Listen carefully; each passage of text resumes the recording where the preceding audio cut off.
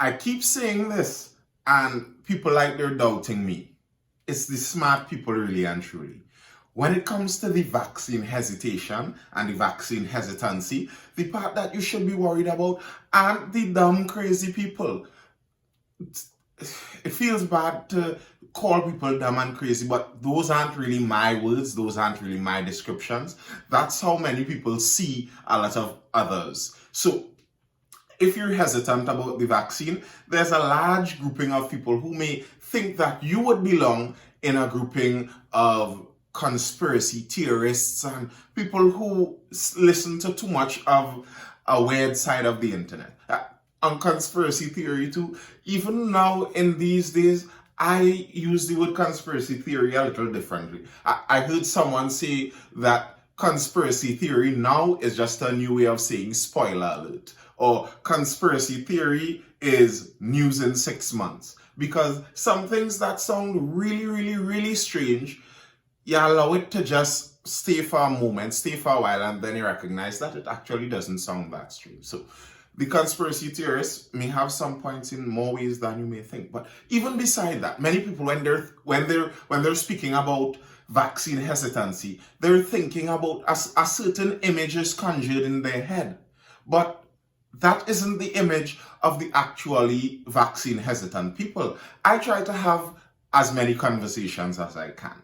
I think that we're having too few conversations, and online isn't actually an ideal place to have conversations. Part of what my intention may be in furthering what I do online, I intend to do some more conversations, but obviously with the COVID pandemic and how things are right now, conversations may be a bit more difficult. But as we open up more, I intend to have as many conversations as possible. I think very often, if you have a conversation with someone, what you may realize is that sometimes you may not even disagree as much as you may think, and that someone may be much more willing to agree with you if you pause for a bit and actually discuss, speak to each other. Very often, I have a contention with you. Let's say I am A, I have a contention with B. Instead of A speaks to B, A speaks to C about their contention with B. So very often, we don't actually even deal with the problems. Anyway,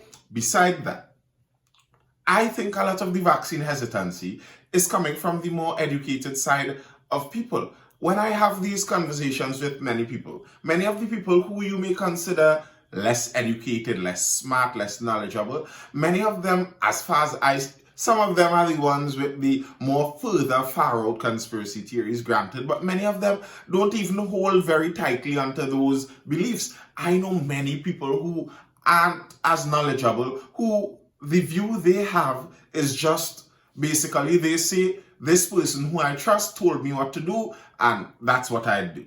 And I could respect that a bit. But to me, a lot of the vaccine hesitancy, when you're speaking to people and people that are adamant about they're not taking this, very often it's people with bachelor's degrees, some people in some cases with master's degrees, someone over on my TikTok, and granted it's an anonymous guy on the internet, and anonymity on the internet has its benefits and it has its disadvantages. You could say you have a master's degree in anything. You're an anonymous person on the internet. There's no way that I know this. But someone even that says they have a master's degree in something and they're talking about vaccine hesitancy. And I think when you have a method of outreach, as it were, a method of outreach to the vaccine hesitant people, and your assumption is that they are one way and they are not that way, the assumption you have and how you attempt to reach them doesn't correlate. They don't work together. So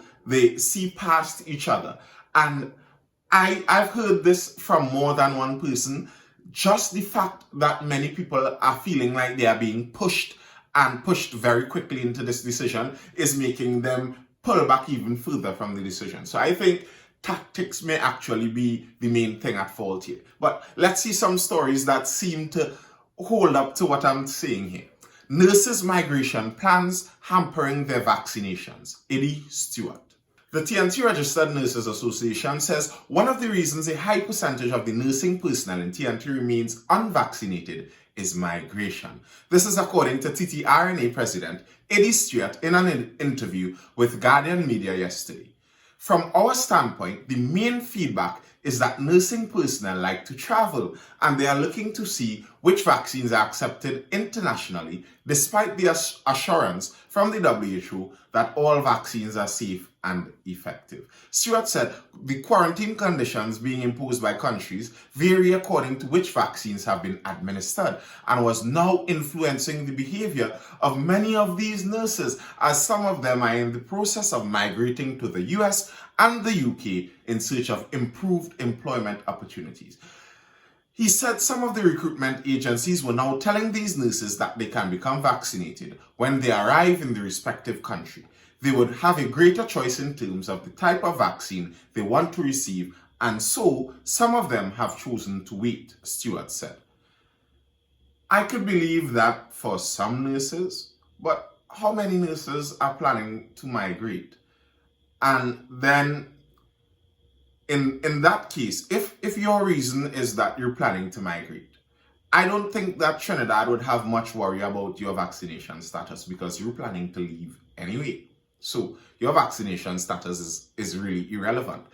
I find some of this to sound just a bit too convenient, that they are in a position now where we may reach the mandatory vaccines, and it's not that the nurses are really vaccine hesitant, it's that they're hesitant about this specific vaccine. And if it's a matter of they really want to migrate, and if it wasn't about migration, of course they'd be, I'm sorry, that sounds a bit far-fetched to me. If you're hesitant, be hesitant for your own reasons, but to say that the real reason is you're only hesitant waiting on migration status, that's a bit shaky. And the reasoning doesn't really bear out to me, because which countries exactly are you speaking about? The US and the UK? Are those the only countries you're speaking about? And what would be the vaccines that would allow you to bypass this? And if you're saying that you believe that these vaccines would work to your benefit, then wouldn't it make sense, if you're not, unless you're planning to migrate within the next 2 months or something like that, wouldn't it make sense to take this vaccine in the meanwhile? I mean, aren't we talking to health personnel here? So if you're saying that this vaccine is effective, unless you're migrating in the next anything longer than 4 months, I think that reasoning falls through right there. He stressed it was not a simple matter of vaccine hesitancy on their part, but because of professional betterment. However, Stewart admitted that there were other nurses who simply do not care anymore because they want the government to focus on some of the long-standing issues plaguing the health system. This, he said, that included policy legislation, and as a result, they feel vaccination is low down on the scale. Meanwhile, he said there were some who were hesitant to become vaccinated because of the unknowns associated with it. The majority of them are telling us they have reviewed the literature and they are looking for a particular vaccine, and if this means going abroad to get the vaccines of their choice, they have no problem in doing that, he stated. Asked if pressure is brought to bear on nursing personnel to become vaccinated as part of the nationwide effort to get more of the public to take the vaccine, Stewart said it would be foolhardy for the government to try and pressure workers. Influencing and encouraging them is one thing, and we have been working as an association to get our members to take the vaccine. But if it comes to making it mandatory, we'll have a difficulty with that. Not only health sector workers, but all unions will have a problem with that. Now, I'm in agreement with him there. I think all unions would have a problem with mandatory vaccines. As we're seeing the world over, many unions are having a problem with it. And I think the governments may escape some of the problems in the short term because the governments are the ones in charge and they are the ones who could wield that power and that authority. But I think in the long term, the governments may stand to lose more because of this. And the fight would become harder if it's now a mandatory vaccine. And while we have over here in Trinidad the nurses with their various reasons for vaccine hesitancy, many of which I don't fully buy, I think the main reason is suspicion of the vaccines, to be honest.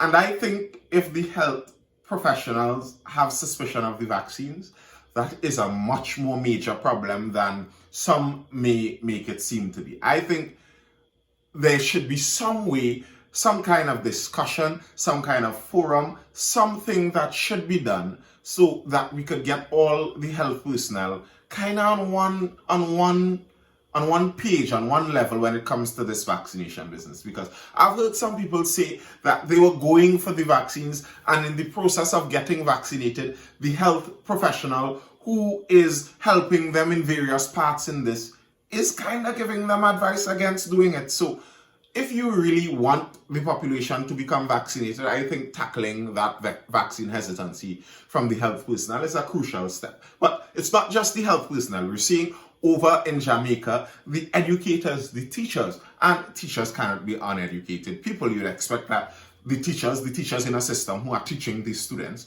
are some of the more educated people within the system.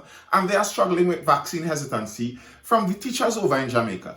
Educators push back against PM's suggestion that vaccinated teachers may get preferential treatment. Educators are pushing back on suggestions from Prime Minister Andrew Holness that vaccinated teachers may receive preferential treatment from the government. The Prime Minister's comments come amid concerns about whether face-to-face classes will resume in September in light of rising concerns. President of Jamaica's Teachers Association, Jasper Gabriel, says the suggestion is concerning. There are concerns that if vaccination rates among the island's teachers do not increase, the reopening of schools may be adversely impacted. The Ministry of Health data reveals that just 33% of the island's registered teachers have so far received a dose of the vaccine. And what they're talking about in Jamaica is similar to what they're talking about in Antigua. Well, they aren't talking about it in Antigua. In Antigua, they have already done it. And what they have done over in France, which is affecting Martinique also, they're talking about making some of these vaccines mandatory. Now, if you have found yourself in a position where you are employed by the state, you are employed in the public sector, then you are first in line for these mandatory vaccines, because the governments can actually tell you what to do. They are your employers. They have a little more say over your life than over the other citizens. Your employer can stipulate certain points in your employment contract. But an interesting point in this that I have a question over.